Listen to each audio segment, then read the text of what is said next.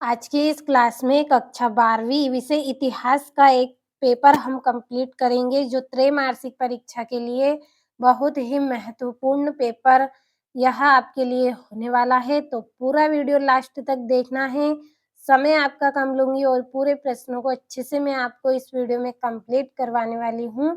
तो देखिए पूरे पेपर को मैंने यहाँ पे कंप्लीट करके रखा है, बस अच्छे से हमें इन प्रश्नों को समझना है। तो चलिए शुरू करते हैं। तो पहला प्रश्न सही विकल्प चुनकर लिखिए। तो भारत के सबसे प्राचीन सिक्के किस नाम से जाने जाते हैं? तो आहत नाम से जाने जाते हैं। दूसरा है गौतम बुद्ध का जन्म कहाँ हुआ? तो लुम्बिनी में हुआ था गौतम बुद्ध का जन्म। तीसरा है किताब उल हिंद नामक ग्रंथ की रचना किसने की थी? तो इसका आंसर आएगा अल बिरूनी। चौथा है हड़प्पा सभ्यता का पूजनीय पशु था, कौन था? हिरन। पांचवा है अकबरनामा किस भाषा में लिखा गया? तो फारसी भाषा में लिखा गया। तो ये आपका यहाँ पे पांचवा है, अकबरनामा किस भाषा में लिखा था? तो इसका आंसर आएगा फारसी। छठा है गांधी जी द्वारा सविनय अवज्ञा आंदोलन कब शुरू किया गया? तो इसका आंसर आएगा 1930 ईस्वी। सातवां है पाटलिपुत्र किस साम्राज्य की राजधानी थी? तो मगध। और दूसरा प्रश्न है आपका रिक्त स्थान। तो पहला है विजयनगर की स्थापना डेडेस ने की थी? तो हरिहर और बुक्का ने। दूसरा है भारत देश डेडेस 1947 ईस्वी को स्वतंत्र हुआ? तो 15 अगस्त 1947। तीसरा हिंदुओं के देवता भगवान जगन्नाथ का मंदिर डेडेस में स्थित है? तो पुरी में। चौथा है महावीर स्वामी जैन धर्म के डेडेस तीर्थकर थे? तो 24वें। पांचवा है आईन ए अकबरी की रचना मुगल सम्राट डेडेस के शासनकाल में हुई थी? तो अकबर। छठा है अल बिरूनी गजनी के सुल्तान डेडेस के साथ भारत आया था? तो मोहम्मद गजनी।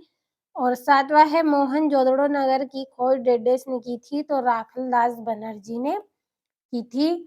और ये आपका तीसरा प्रश्न है जिसमें जोड़ियां करनी है, तो सभी को मैंने भर दिया है। चलिए थोड़ा सा पढ़ लेते हैं ताकि अच्छे से आपको समझ में आए। तो पहली जोड़ी है इन बबूता, तो इसका है रिहला।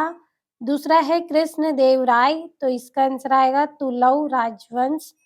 तीसरा है बाबर, तो बाबर की जोड़ी है मुगल साम्राज्य की स्थापना। चौथा है कौटिल्य, तो कौटिल्य की जोड़ी आई है अर्थशास्त्र नामक ग्रंथ के रचयिता। और अमीर खुसरो, तो इसका आंसर है मध्यकालीन महान कवि एवं लेखक। और विनय पिटक, तो इसका आंसर रहेगा बुद्ध की शिक्षाएं। ये आपकी जोड़ियां भी हो गई है और आपको अच्छे से पूरे प्रश्नों को कंप्लीट करते चलना है क्योंकि सारे ऐसे क्वेश्चन बताए हैं जो एग्जाम में आपको देखने को मिलेंगे, लेकिन उसके लिए आपको अच्छे से कंप्लीट करना है बस पूरे प्रश्नों को। और ये आपका चौथा प्रश्न जिसमें एक वाक्य में उत्तर करना है। तो जैन धर्म में कितने तीर्थंकर हुए? तो 24। दूसरा है पहाड़िया लोग किस प्रकार की खेती करते थे? तो झूम खेती करते हैं पहाड़िया लोग। और तीसरा है लॉर्ड कॉर्नवालिस कौन था? तो गवर्नर जनरल। चौथा है सर्वाधिक प्राचीन स्मृति कौन सी मानी जाती है? तो मनु स्मृति। पांचवा है हड़प्पा सभ्यता में बंदरगाह किस नगर से प्राप्त हुआ? तो लेथल। छठा है भारतीय राष्ट्रीय कांग्रेस की स्थापना कब हुई थी? तो 1885 ईस्वी। सातवां है अल बिरूनी का वास्तविक नाम क्या था? तो अब रिहान। तो ये आपका चौथा प्रश्न भी हो गया जिसमें आपके एक वाक्य में उत्तर है। और ये पांचवा प्रश्न जिसमें सत्य असत्य करने हैं आपको, तो पूरे ही मैंने कंप्लीट कर दिए हैं। पहला आपका सत्य, दूसरा तीसरा सत्य है, चौथा पांचवा भी सत्य है और छठा आपका असत्य है। तो अच्छे से पढ़ ले और कंप्लीट कर ले। और ये आपके यहाँ से 2-2 नंबर के पूरे क्वेश्चन स्टार्ट हुए हैं। छठा है हड़प्पा सभ्यता के लोगों के शिल्प कार्यों के नाम लिखना है। हड़प्पाई लोगों द्वारा प्रयोग किए जाने वाले यातायात के साधनों के नाम बताने हैं आपको।